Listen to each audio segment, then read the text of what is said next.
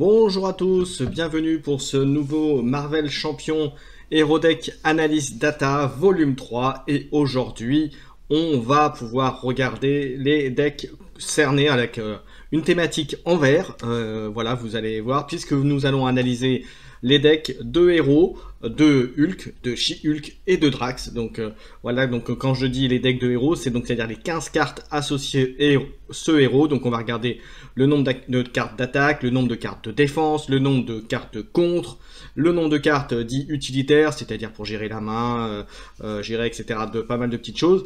Et bien sûr le coût des cartes aussi, puisque c'est important. Et tout cela nous permet d'avoir un visuel sur le héros et de le comparer aux autres. Donc comme vous le savez, c'est le 3e volume, donc il y aura 9 héros d'analyser après avoir fait ces 3 là. Et donc je vous propose de démarrer tout de suite après un petit générique.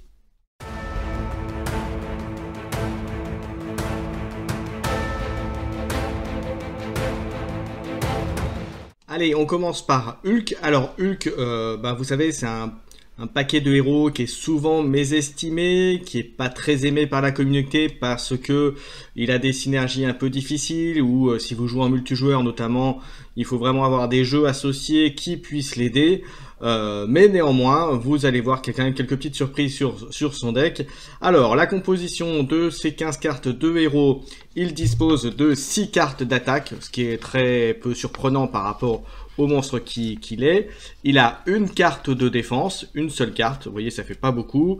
Il a quand même 2 cartes de contre et 6 cartes utilitaires. Et pour un coût moyen de ces 15 cartes de 1,73 au global, donc finalement des cartes relativement chères quand on sait qu'il a quand même une main qui est quand même réduite à 4 lorsqu'il est sous forme de héros. Voilà, c'est pas exceptionnel. On va passer ensuite à She-Hulk. Et bien She-Hulk, c'est un peu la même chose, avec quand même quelques différences notables, puisqu'elle est quand même un peu plus appréciée de la communauté. Et donc vous avez pour elle dispose de 3 cartes d'attaque, aucune carte de défense par contre, donc attention. 3 cartes de contre et 9 cartes d'utilitaire. Donc vous voyez, elle est un peu plus... voilà, attention, il n'y a pas de carte de défense. Hulk en a une, elle en a 0. Elle est un peu plus polyvalente, on va dire, dans le global du jeu. Mais surtout, elle n'a pas l'inconvénient qu'on peut dire effectivement pour le Hulk. Voilà, et en termes de cartes, elle a un ratio qui est à 1,64 en termes de coût de carte. Donc vous voyez qu'elle est relativement plus facile à jouer que son confrère Hulk. Enfin, on va analyser ensuite notre cher Drax des Gardiens de la Galaxie.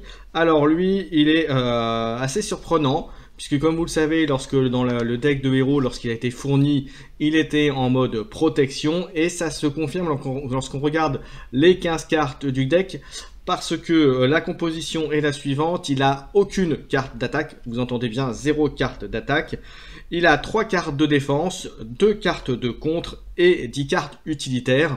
Donc voilà, vous voyez, c'est quand même très, très significatif, aucune carte d'attaque.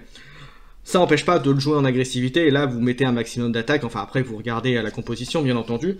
Et ce qui est encore plus surprenant, quand vous regardez sur les 15 cartes, le coût des cartes au global, eh bien c'est 1. Donc en gros la moyenne de ces cartes c'est 1, donc c'est des cartes très peu chères dans le deck. Donc mine de rien, il y a de quoi faire des trucs intéressants avec Drax. Allez, je vous propose qu'on passe maintenant au général, de voir l'analyse globale maintenant donc des 9 héros analysés, donc les 6 que l'on avait vu dans le volume 1 et ensuite dans le volume 2, avec maintenant l'intégration de ce volume 3. Allez, on y va tout de suite. Ces 3 derniers héros. Donc pour les cartes d'attaque, on a la chose suivante. On voit en premier, au nombre de cartes d'attaque, on voit Iron Man, War Machine, suivi ensuite de Hulk, Captain Marvel, et en ce qui concerne ceux que l'on a inclus là dans les 3, donc Hulk est venu se placer à la 3e place. Ensuite, on a She-Hulk, et enfin Drax, qui n'est pas surprenant puisqu'il n'a pas de carte d'attaque. Pour la partie carte de défense, eh bien vous voyez que en premier, nous avons toujours Spider-Man, suivi de Captain Marvel, et en ex-aequo avec Drax derrière. Et enfin, Hulk en 6e position avec sa première carte. Et puis, comme vous le saviez déjà, Iron Man, War Machine et She-Hulk qui n'ont aucune carte de défense dans leurs 15 cartes. Encore une fois, je précise bien, c'est que les decks de héros qui sont analysés et absolument pas les affinités et les cartes que vous ajoutez donc à côté pour compléter et former le deck. Hein. C'est juste pour vous donner une analyse du héros en lui-même par rapport à ce qui a été mis dans son jeu. Ensuite, en termes de contre, eh bien, nous avons ex-aequo Captain Marvel, She-Hulk et Venom, qui, si je ne me trompe pas, ont 3 contre, voilà, sur les 15 cartes. Ensuite, est suivi donc de Hulk, Drax et Spider-Man. Ensuite, War Machine. Et enfin, Black Panther et Iron Man qui sont derrière. Ensuite, on continue toujours, on va partir avec les utilitaires.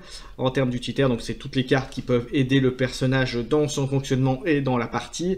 Donc vous avez en premier Black Panther, ensuite vous avez Drax, ensuite She-Hulk.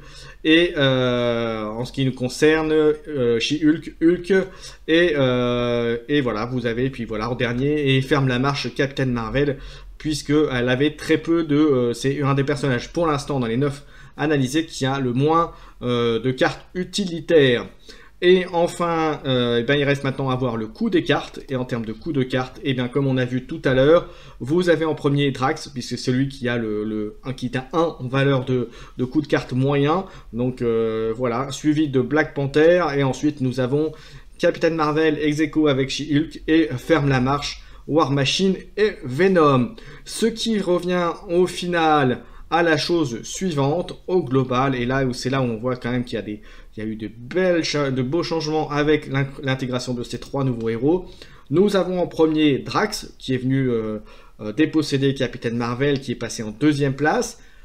Ce qui est surprenant, c'est que voir au global et en classement par rapport aux autres héros, Hulk et She-Hulk se trouvent exactement à ex-aequo.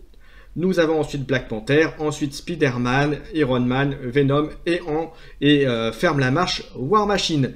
Voilà, donc vous voyez, il y a quand même des surprises. Hein. Hulk et She-Hulk qui sont pas forcément les decks les plus joués de la communauté, ou en tout cas les plus appréciés. Là, notamment, comme j'en parlais tout à l'heure dans la vidéo de Hulk. Voilà, c'est surprenant qu'il arrive quand même en 3e position pour l'instant en termes global de Hulk. Maintenant, encore une fois, comme je le reprécise, ça n'inclut pas du tout le gameplay du héros, c'est juste l'analyse des cartes en elle-même. Maintenant, comme vous le savez, Hulk a un gros défaut, c'est-à-dire lorsqu'il est en phase de héros, justement, il perd à la fin de son tour toutes les cartes, donc effectivement, c'est dur de prévoir des actions de jeu, et c'est pour ça que ce personnage est dur à jouer, en plus de sa taille de main, qui, comme vous le rappelez, est à 4. Donc ça l'aide pas non plus du tout, et puis quand on compare ça aussi au coût des cartes de ce héros-là, eh bien c'est aussi un autre facteur qui fait que ce héros n'est pas apprécié, mais néanmoins, lorsqu'on regarde purement le côté chiffres et data de ces decks héros, il se hisse quand même à la 3e place. Voilà, donc vous voyez, il y a quand même des belles surprises. Eh bien écoute, je vous donne rendez-vous très bientôt pour un nouveau Hero Deck Analysis numéro 4. Là, vous allez, je pense que je vais faire des héros emblématiques de l'univers Marvel. Voilà, je ne vous dis rien maintenant, mais ça va être en préparation. Eh bien écoutez, comme toute vidéo également, si vous avez aimé, n'hésitez pas à mettre un commentaire, à vous liker la vidéo, à vous abonner à la chaîne si ce n'est pas déjà fait pour avoir tous les prochains contenus. Il y aura du Marvel Champion, il y aura aussi d'autres choses, bien entendu, vous savez que je ne fais pas que ça. Mais en tout cas, si vous voulez avoir l'actualité, de regarder, n'hésitez pas à suivre, et surtout, voilà, après, c'est le petit pouce, en tout cas, le petit pouce est toujours très important pour le référencement, pour que les gens qui souhaiteraient trouver ce type de contenu le puissent. Voilà, merci à tous de m'avoir suivi. Je vous donne rendez-vous pour plein d'autres vidéos Marvel Champion et puis plein d'autres choses à venir sur la chaîne. Ciao, ciao, à bientôt.